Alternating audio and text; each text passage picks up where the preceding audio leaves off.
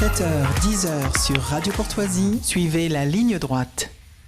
Plus de 32 millions de Français se sont rendus aux urnes hier. Si le taux de participation est le plus haut de l'histoire du XXIe siècle pour des législatives, gare aux participations biaisées. Car qui dit élection dit parfois fraude électorale. Ces législatives anticipées ont marqué une recrudescence alarmante de dysfonctionnement dans un certain nombre de circonscriptions. Dans l'Oise, par exemple, des bulletins au nom du député Rassemblement national sortant, Michel Guignot, sont arrivés troués et donc invalidés au dépouillement. En Charente, certains sont arrivés déchirés. À Lacroix-Falgarde, en Haute-Garonne, le candidat Reconquête constate l'absence de bulletins à son nom dans le bureau de vote. Même chose pour la députée sortante du RN, Stéphanie Galzi, dans l'Hérault, qui s'insurge à juste titre de l'absence de ses bulletins dans la commune de Lunas, celle dont le maire n'est autre que son adversaire du nouveau Front populaire. La liste est longue, trop longue, et deux de nos invités ont justement été victimes de ces irrégularités. Donc bonjour Isabelle Gilbert. Bonjour. Merci d'être avec nous ce matin. Vous êtes la suppléante Reconquête de Philippe Cugnache dans la 12e circonscription de Paris. Nous sommes également avec Alexandre Algré-Pilot. Bonjour. Bonjour. Vous êtes candidat de l'Union nationale RN-LR sur la 5e circonscription du Gard. Merci d'être avec nous. Merci. Et nous sommes également avec David Attia. Bonjour. Bonjour Marie. Vous êtes candidat de l'Union nationale LR-RN dans la 12e circonscription de Paris. Merci d'avoir accepté notre invitation. Merci de votre invitation. Isabelle Gilbert, je commence avec vous. Hier, vous avez pointé un scandale dans votre 12e circonscription de Paris. De quoi s'agissait-il ? Oui, tout à fait. Alors, vous savez comment se passe une matinée d'élection pour les candidats et pour les militants. Donc, nous avions fait le tour des bureaux de vote très tôt le matin pour rafraîchir les affiches, puisqu'il y a eu un acharnement sur les affiches de Reconquête et du RN. Donc, et dès 8 heures, nous allons dans les bureaux de vote pour être sûr que tout se passe bien. Donc, au départ, pas de problème. Et vers 9 heures, on nous signale un bureau de vote où il n'y aurait pas eu de bulletin Reconquête. Donc, je demande à mon militant d'y aller, de dire que si tous les bulletins, bien entendu, ont été distribués par la préfecture. Donc au départ, le président du bureau de vote dit non, mais il y a rien, les bulletins ne sont pas arrivés. Il insiste. Et là, quelqu'un arrive avec une pile de bulletins en disant, c'est peut-être ça que vous cherchez. Donc il est 9h, 9h30. Donc les bulletins étaient bien entendu bien arrivés, mais ils n'avaient pas été déposés sur les tables de vote. Et la seule excuse était que on les avait pas vus. On les avait pas trouvés, et comme pour Reconquête, le nombre de bulletins n'était pas complet. Donc il y avait un petit mot disant ce candidat n'a pas fourni suffisamment de bulletins, alors que si, il y avait amplement le nombre de bulletins qui aurait pu permettre de voter pour Reconquête. Et ce scénario s'est passé 3 fois, voire une 4e où on nous a fait remonter cela, tout ça sur l'arrondissement sur le 15e arrondissement, et sur 2 circonscriptions, donc sur la 12e circonscription où se présentait Philippe Cugnache, et sur la 13e circonscription, donc la moitié sud du 15e, où se présentait Victor. Donc c'est un vrai scandale démocratique. Nous, les bulletins étaient déposés, il n'y avait aucun souci, et ils n'ont pas été dans 3 voire 4 bureaux de vote, ils n'ont pas été déposés sur les tables de vote. Donc pendant près de 2 heures, il n'y avait pas de bulletin Reconquête. Quelles seront les suites ? Parfois plus de 2 heures, puisque sur un des bureaux, nous l'avons appris vers midi. Donc les bulletins n'ont été retrouvés miraculeusement que lorsque nous y sommes allés et que nous avons réclamé haut et fort. Et donc, ils ont été ressortis à 12h30. Donc, c'est au moment du pic de participation, en plus, qu'il n'y avait pas les bulletins. Tout à fait. Sachant que, de plus, nous avons un électorat plutôt âgé qui vote très tôt le matin. Ouais. Donc, on peut estimer que nous avons perdu quand même un nombre de voix importante à ce moment-là. Alors on reviendra peut-être tout à l'heure sur les poursuites. Qu'est-ce que ça peut donner pour cette élection? Je me tourne vers vous, Alexandre Algré-Pilot. Vous êtes avec nous car il y a eu aussi un dysfonctionnement dans votre circonscription hier lors des votes. Est-ce que vous pouvez nous raconter ce qu'il s'est passé dans le Gard pour vous? Oui, en effet, dans la 5e circonscription du Gard, nous avons été alertés par plusieurs votants sur une manœuvre qui a été déployée dans des bureaux de vote qui consistait à transmettre aux votants arrivants des enveloppes pré-remplies, en quelque sorte, dans lesquelles se trouvait d'ores et déjà un bulletin de vote du candidat sortant LFI-NPA.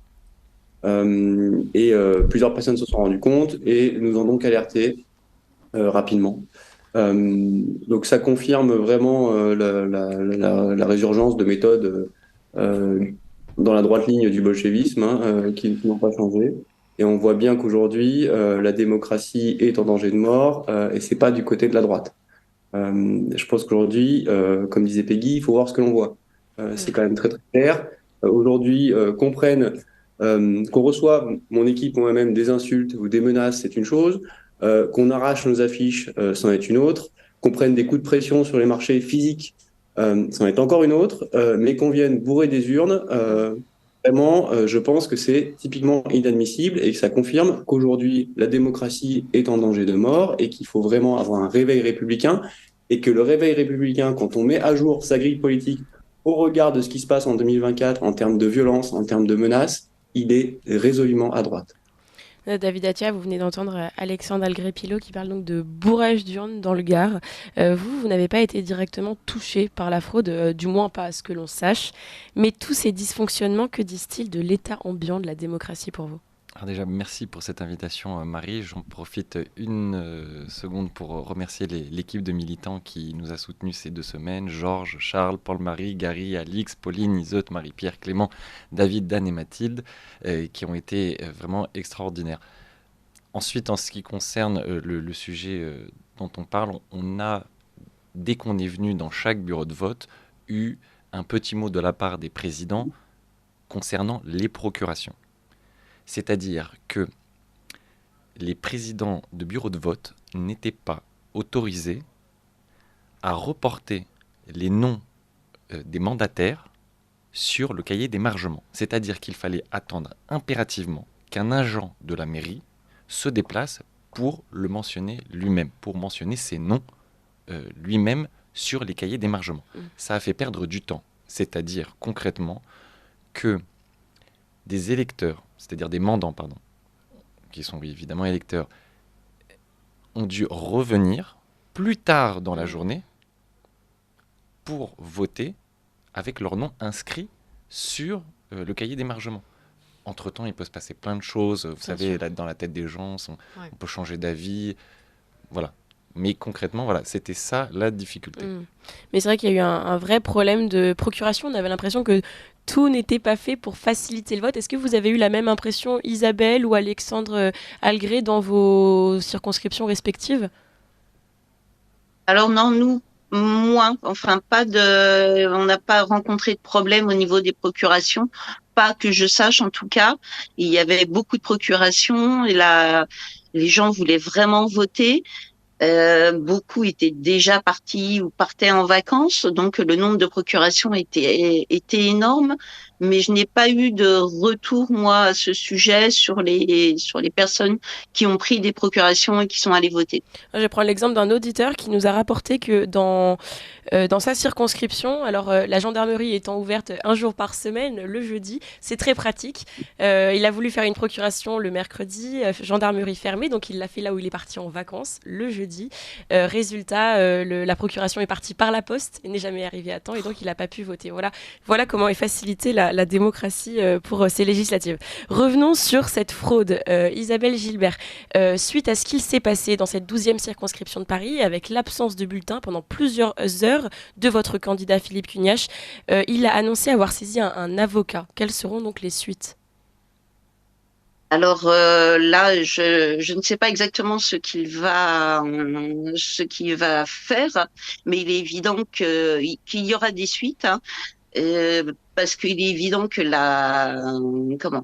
le vote a été Ah, on a une petite coupure de son. Oui, il faudra rallumer votre micro. Ah, voilà, Voilà, c'est bon. on vous entend. Voilà. En raison de ce manque de bulletins, puisque des personnes n'ont pas pu voter pour le candidat qu'ils avaient choisi, j'ai l'exemple d'une personne qui m'a prévenu et qui a voté, pour toi, David, me disant, mais il n'y avait pas de bulletin en Reconquête. Je croyais que vous présentiez quelqu'un. Du coup, j'ai voté RN. Mm. Donc, évidemment, ça a faussé cette élection. Alors, pas forcément à un très gros niveau, mais sur au moins 3 bureaux de vote. Et surtout, ce qui est absolument scandaleux, c'est que c'est le président du bureau de vote qui est responsable de la tenue de son bureau.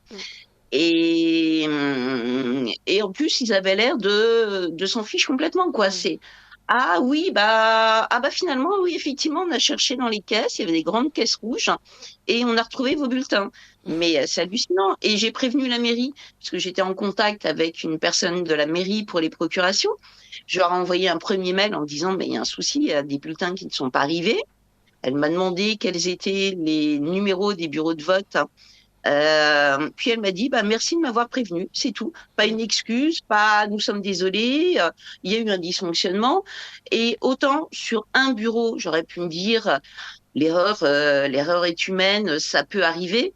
Sur 3 bureaux, voire 4, non, c'est pas possible. Et alors, est-ce une volonté des présidents des bureaux de vote? Et ça, certaines personnes qui ont caché les bulletins? On peut tout imaginer. Et alors du côté du Gard, je me retourne vers vous, Alexandre Algrépilo. Quelles ont été les réactions et surtout quelles ont été les suites? Qu'est-ce qui s'est passé? Est-ce que par exemple les témoins dont vous avez parlé tout à l'heure ont pu constater en procès verbal? Est-ce que vous avez pu prévenir les autorités? Alors, je me suis déplacé moi-même au bureau de vote en question pour faire marquer l'incident au PV du bureau, enfin même des bureaux concernés. Donc ça, c'est la première étape. La deuxième étape va consister à, disons, collecter l'ensemble des incidents qui ont pu émailler l'élection, similaire à celui-ci. Comme vous le savez, hier, on n'avait pas le droit de communiquer sur nos différents réseaux, donc j'ai pas pu faire un appel à notre base pour leur dire d'être particulièrement vigilants. Donc je vais pouvoir le faire dans cette semaine. Et puis surtout, au-delà de ça, la question c'est comment on s'organise pour qu'au second tour, on soit en mesure de bloquer ça et de le sanctionner.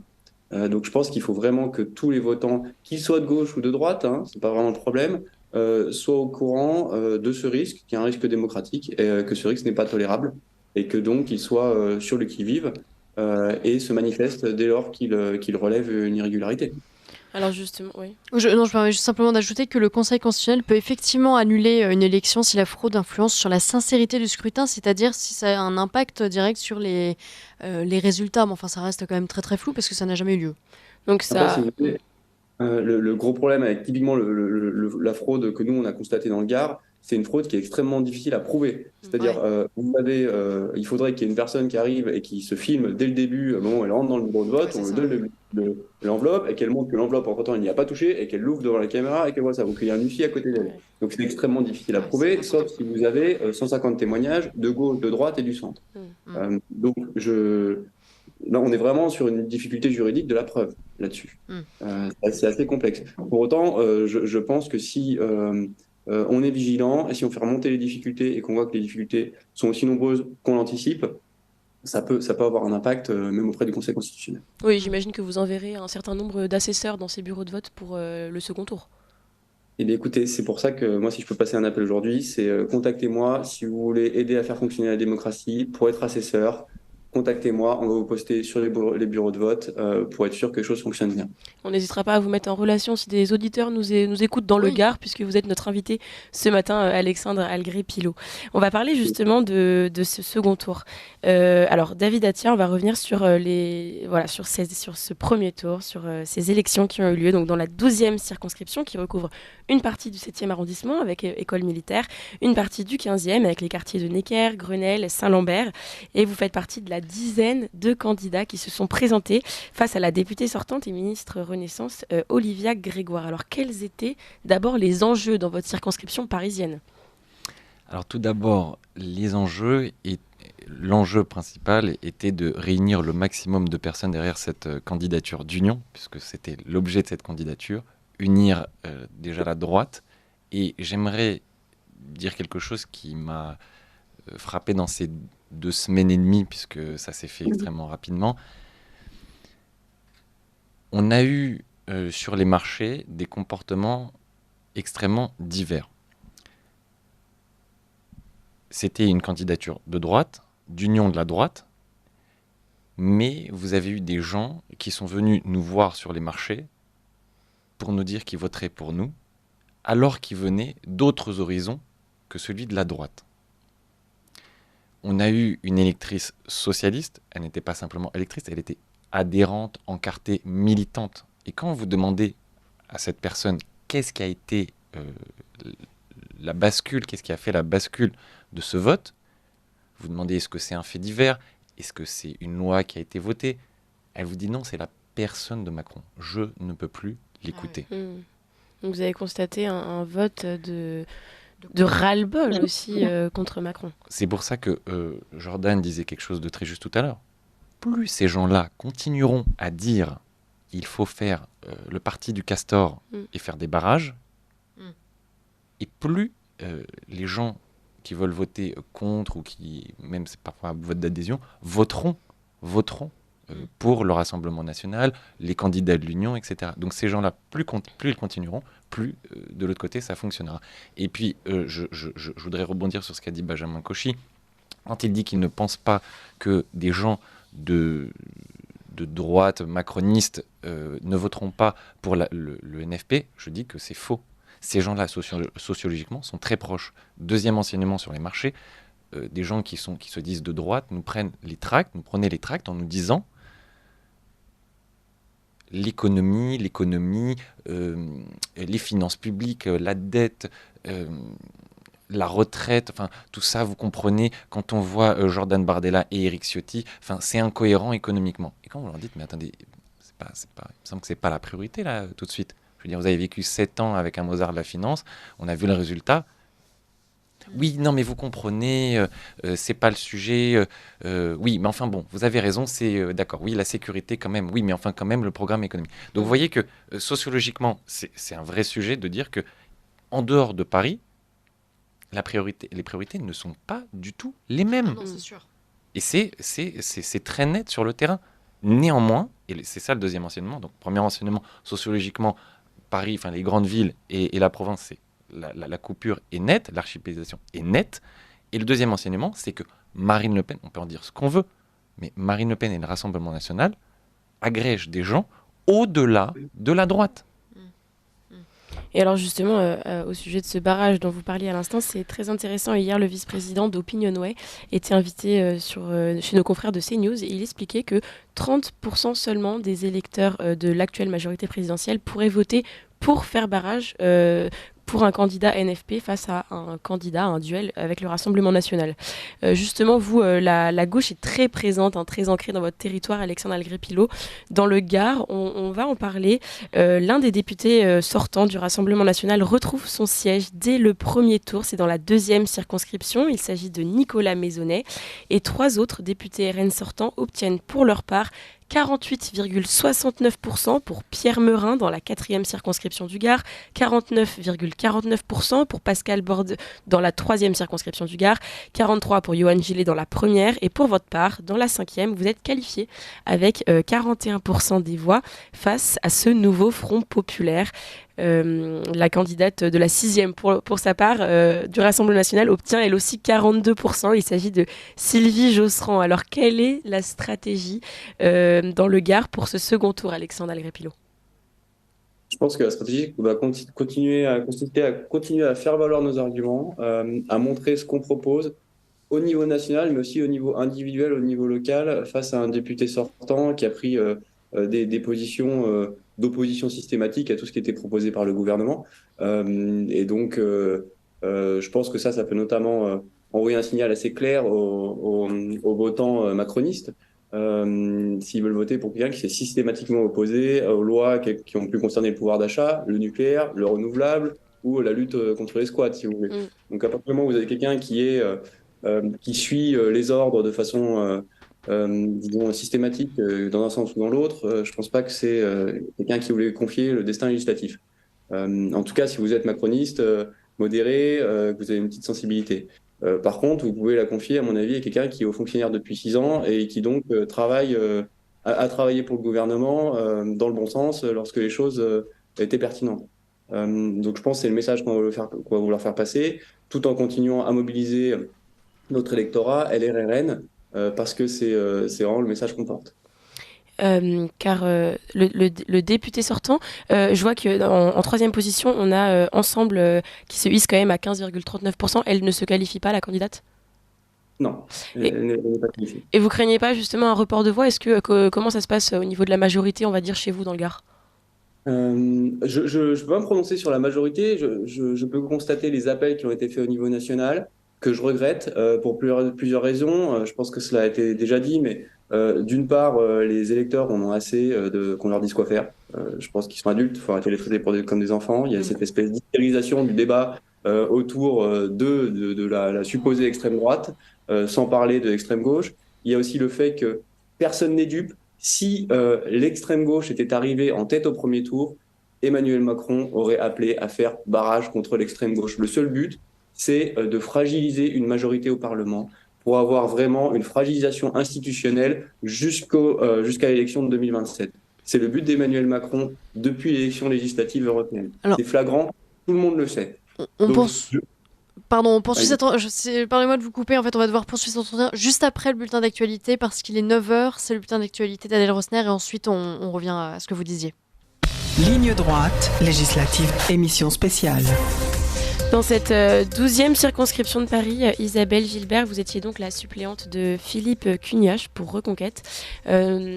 Je vous propose qu'on en parle un peu. Alors Philippe Cugnach tombe en 5e position avec 1,68% des voix. En 2022, pourtant, le candidat Reconquête, c'était Benoît de Clichy-en-Bellegarde. Il arrivait en 4e position avec 7,8% derrière la NUPES et les Républicains. Aujourd'hui, Philippe Cugnach passe après le LR dissident et le candidat LR-RN de l'Union David Atia. Isabelle Gilbert, comment vous expliquez cette baisse assez inédite entre 2022 et 2024? 7,8 en 2022, c'était quand même un bon score dans le 15e. Tout à fait. Alors, l'explication, je pense qu'elle est relativement simple. Après les élections européennes, Reconquête a implosé, explosé de l'intérieur. Il y a eu tout le monde est au courant du départ de Marion et des vice-présidents. Ce qui a totalement fragilisé les candidats Reconquête qui, malgré tout, ont eu le courage de se présenter à ces élections.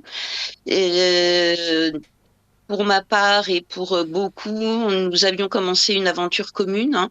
Je m'étais moi-même présentée aux législatives il y a 2 ans. J'étais sur la liste des européennes.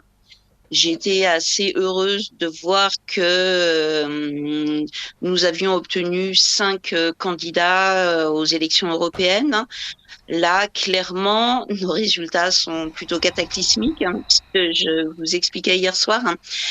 Et on se rend compte que l'union aurait été nécessaire.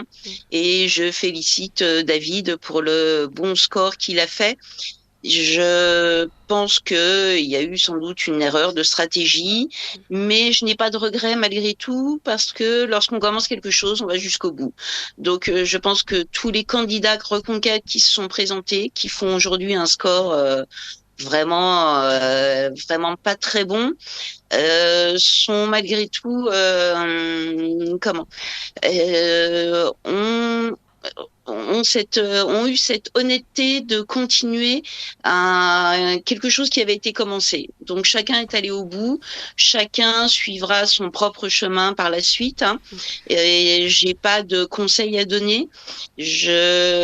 Sinon de faire barrage à l'extrême gauche et de voter systématiquement pour tous les candidats de droite qui pourront se présenter et qui seront au 2e tour. Et il y aura une grosse réflexion à avoir et à faire dans les semaines qui viennent. Hein. Donc, à l'image de Éric Zemmour, du président du parti, vous vous appelez à s'unir, à pas d'abstention face à Jean-Luc Mélenchon. Je laisse réagir David Atia. Je vous laisse la parole. David Atia qui était donc candidat de l'Union des droites face à vous, Isabelle. Voilà, alors, Oui. Isabelle, je rebondis sur ce que tu dis. Évidemment que je tiens aussi à saluer la campagne que vous avez faite avec Philippe et que vous êtes bien évidemment les bienvenus dans l'Union et que nous souhaitions que cette union se poursuive, que cette union de la droite se poursuive. Ensuite, j'aimerais revenir sur 2 points très, très rapidement, sur l'implantation qu'il y a eu et les militants et l'électorat de droite qu'il y a eu, et pas seulement de droite. Les gens sur les marchés nous ont dit aussi autre chose. Nous avons cherché à savoir qui vous étiez. C'est-à-dire, on a fait la démarche d'aller sur Internet, de taper votre nom pour voir, etc. C'est-à-dire que quand on était chez Reconquête en 2022, les gens ont voté parce que voilà, c'était Éric Zemmour, Reconquête, point. Là, il y a eu quelque chose de plus et autour de cette candidature, vous avez eu des gens qui m'ont contacté par Twitter, des gens qui m'ont contacté par mail, directement sur mon numéro de téléphone parce que sur les tracts j'avais laissé mon numéro de téléphone, et c'est des gens d'horizons extrêmement divers mais qui partagent ces mêmes valeurs de droite, de l'ordre et identitaire, et les mêmes valeurs. Le dernier point qui est pour moi le plus important, c'est que cette dynamique-là où des gens vous ont dit on vous a cherché, il y a eu des gens de droite, Union, et c'est venu de vraiment partout, des gens qui votaient même à gauche, comme je vous ai dit tout à l'heure, ou même qui étaient écolos, mais qui partagent les mêmes valeurs, nous a permis de passer devant un conseiller de Paris, investi par la Fédération de Paris, par M. Goujon, par Mme Evren, par M. Bertrand, etc. Je veux dire, ils ont sorti l'armada.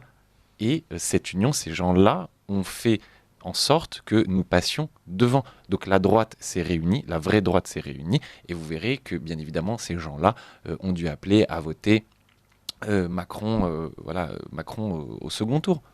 Voilà. Donc premièrement, on a des gens, je répète, on a des gens qui se sont unis, qui sont venus d'horizons très divers, mais qui partagent les mêmes valeurs, qui ont permis de construire une union de la droite, de nous permettre de passer devant quelqu'un d'enraciné, qui est là depuis quand même des années, c'est sa 2e élection, qui est conseiller de Paris, et qui fait partie de la majorité municipale du 15e arrondissement. C'est quand même quelque chose d'extraordinaire, puisque M. Boulard est dans le 17e, est arrivé au second tour, et dans le 16e, idem. Donc il y a quelque chose qui s'est passé, ce n'est pas rien. Geoffroy Boulard qui avait été parachuté à l'époque où Brigitte Custer avait pris la législation, et puis bon voilà. Je me permets juste une parenthèse. Isabelle Gilbert et David Atia, je trouve ça très beau que vous parliez ce matin sans utiliser les éléments de langage qu'on a pu entendre de part et d'autre venant des têtes de Reconquête et ex-Reconquête qui se sont déchirées pendant des jours, des heures, voire des semaines. Et là, on est quand même face à 2 personnes capables de se parler, de reconnaître que finalement l'union, mais tout le monde s'accorde à le dire, que ce soit Éric Zemmour ou Marion Maréchal d'ailleurs, l'union est indispensable. Et voilà, je voulais juste faire cette parenthèse, ça fait du bien, je trouve. Je me permets, Isabelle, moi, dès que j'ai eu mon investiture, Isabelle en est témoin, elle le sait, j'ai tout de suite appelé dans les heures qui ont suivi Philippe Cugnache pour le prévenir, notre président de Reconquête, Éric Zemmour, et Sarah Knafo aussi, tout le monde a été au courant. Enfin, je veux dire, je suis pas parti parce que voilà, on doit garder tous de bonnes relations, tous ensemble, Isabelle, et j'espère qu'on se retrouvera très très très très rapidement. Alors toujours sur cette 12e circonscription de Paris, vous en parlez à l'instant, vous avez dépassé le candidat LR dissident. Donc grâce à l'accord, à l'union LR-RN, vous êtes ici quand même à 14,41%. Pour Paris, c'est un score énorme. Pour le Rassemblement national, c'est absolument inédit. Et vous l'avez dit, des candidats, collègues, on va dire, investis à Paris aussi, passent au second tour dans des triangulaires.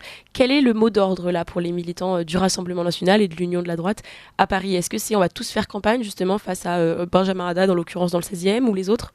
Mais bien sûr, c'est tous les militants de droite et tous ceux qui veulent réagir à ces consignes de vote, où on dit aux gens il faut faire barrage, tous ces gens-là, on les appelle à aller derrière Louis Piquet, donc dans la 14e circonscription de Paris, et d'aller battre les deux candidats. Il faut le dire, ce sont deux candidats macronistes. Monsieur Drey et Monsieur Haddad sont des candidats macronistes. C'est le même électorat. Le LR dissident. Mais bien évidemment, d'où vient Monsieur Drey? C'est un conseiller de Monsieur Larcher. Monsieur Larcher, quelle a été la réaction du président Larcher suite à la décision d'Éric Ciotti? Oui. Voilà. Voilà, Oui. ces gens-là ont le même électorat, pensent exactement la même chose, votent la même chose. Alors vous, justement, dans le Gard, Alexandre Algré-Pilot, est-ce que, de la même manière que David Attia et ses équipes pourront prêter main forte aux candidats qui se qualifient au second tour, est-ce que les équipes de Nicolas Maisonnet, justement, qui lui passe le premier tour en étant réélu d'office, est-ce qu'ils viendront vous prêter main forte? Voilà, quel sera le programme? Il vous reste 5 jours de campagne, 5 jours c'est serré. Quel sera votre programme? Et j'en serais très heureux, en tout cas. Vraiment, je serais très très heureux que ces équipes ou que n'importe qui de bonne volonté nous rejoigne. Je serais vraiment j'en serais ravi. Le programme, ça va être classique. Il va falloir faire vite, utiliser les réseaux, utiliser les médias, étant donné la campagne est claire. Être présent sur les marchés, aller tracter, aller boiter, coller nos affiches. On a 218 affichages à faire avec très peu de personnes sur un territoire immense. Donc ça reste la priorité. C'est basique, mais c'est fondamental. Et puis surtout, ça va être aussi faire comprendre aux électeurs macronistes qui ne sont pas au second tour, qui ne sont pas représentés directement, qu'en fait, ils seront mieux représentés chez quelqu'un qui est LR, RN que chez quelqu'un qui est NPA. Et qu'ils aient conscience aussi que les consignes qui consistent à dire, les consignes au niveau national, qui consistent à dire faites alliance avec LFI, ça consiste un petit peu à faire ce que font systématiquement les pirates dans Astérix et Obélix, à savoir s'aborder le navire quand ils voient qu'ils sont en train de perdre. Sauf que là, on n'est pas dans une BD, il y a des vies en jeu, il y a des institutions en jeu, il y a un pays en jeu. Donc ne sabordons pas le navire de la République. Voilà le message qu'on essaie de faire passer pendant cette semaine. Alors David Attia, vous souhaitiez réagir? Non, je voulais juste, avant de... Je ne sais pas si on est à la fin de l'émission ou pas, mais vraiment dire à Isabelle et Philippe que j'aimerais bien qu'on discute et qu'on reprenne un café ensemble voilà, très rapidement. On assiste à une réconciliation en c'est- direct. Isabelle, d'ailleurs, on vous a pas donné la parole, Isabelle Gilbert, justement à cette petite séquence. Non, mais il n'y a pas d'animosité entre David et nous. Nous avons œuvré dans le même sens pendant 2 ans. Nous nous sommes rencontrés régulièrement. Nous avons milité ensemble. Du jour au lendemain, et ça ne devient pas le traître à abattre. Donc c'est tout à fait logique. Et nous avons toujours la même vision du monde, la même vision de la politique. Et David a fait ce choix de l'alliance que nous n'avons pas fait, puisque nous pensions que il était important de continuer sur la ligne Reconquête. On se rend compte que les résultats donnent raison à David. Et tout à fait. Donc, ce que je vous disais tout à l'heure, dans les jours et les semaines qui viennent, il y aura des discussions, il y aura des rapprochements, il y aura une réflexion sur le futur possible. Alors vous, Alexandre Algré-Pilot, si je ne m'abuse, il n'y avait pas de candidat Reconquête dans votre 5e circonscription du Gard? Non, il y avait uniquement le candidat de l'Union des droites, LRRN, que je suis, et une dissidente LR. Oui. Oui, comme dans beaucoup de circonscriptions, effectivement. Et d'ailleurs, elle s'est hissée à 8%. Est-ce que c'est des voix pour vous qui seraient a priori prenables, puisque vous êtes face, d'ailleurs comme toutes les circonscriptions du Gard, c'est intéressant, face au nouveau Front Populaire, il y a toujours ce duel RN, NFP. Est-ce que ces voix dissidentes LR pourraient vous revenir? De toute évidence, oui. Oui, sachant qu'encore une fois, les Républicains n'ont pas pris position, hein, ils ne donnent pas de consigne de vote. Donc voilà. Donc, bon. Après, ce qu'on disait aussi tout à l'heure, c'est que maintenant les gens s'en foutent un peu, je pense, des consignes de vote des partis. Je pense que deux choses. D'une part, oui, les gens en ont marre qu'on leur dise quoi faire, donc Ouais. c'est pas plus mal. D'autre part, ça montre aussi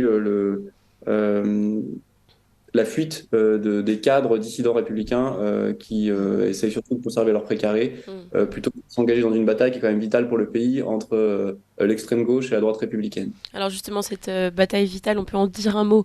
Est-ce que vous pensez que la majorité absolue est accessible?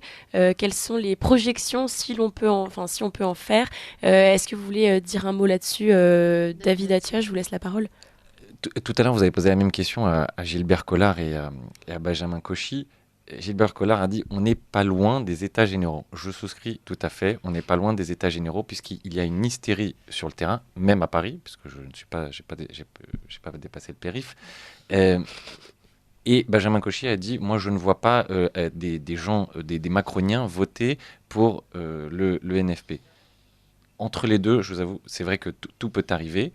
Néanmoins, il y a une chose est certaine, c'est que sur le terrain, il y a une attente qui est immense. Des gens, on collait, des gens pleuraient. On a eu une dame, mais pas qu'elle, des gens nous ont attrapé le bras en disant mais vous savez l'attente qu'il y a, qui pèse sur vos épaules. Vous n'avez pas le droit d'échouer. Donc dire qu'il y aura majorité, pas majorité, s'il n'y a pas de majorité relative, il y aura une déception chez les gens qui sera immense. Immense. Des gens qui habitent à Paris et qui pleurent. On comprend l'espoir que suscite évidemment la possible majorité absolue là-dessus. Alexandre Algrépilo.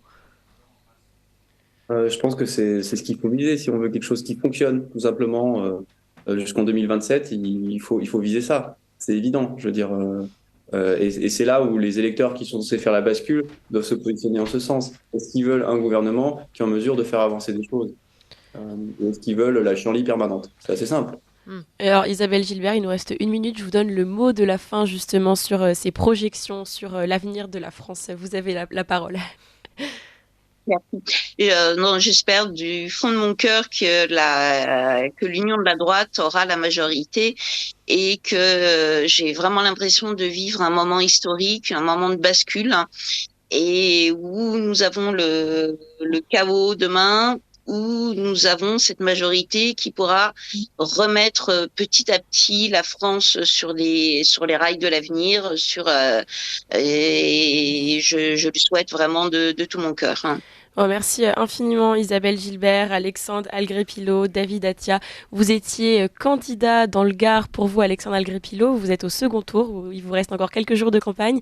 Isabelle Gilbert, vous étiez la suppléante de Philippe Cugnage de Reconquête dans la 10e circonscription de Paris, où justement David Atia était le candidat de l'Union nationale LR-RN. Vous savez, sur ligne droite, tout ce qui touche à la discussion entre les droites et à l'union possible, c'est le cœur de notre radio. Donc c'est vrai que cette émission nous a fait plaisir. Merci infiniment à tous les trois et à très bientôt. Merci.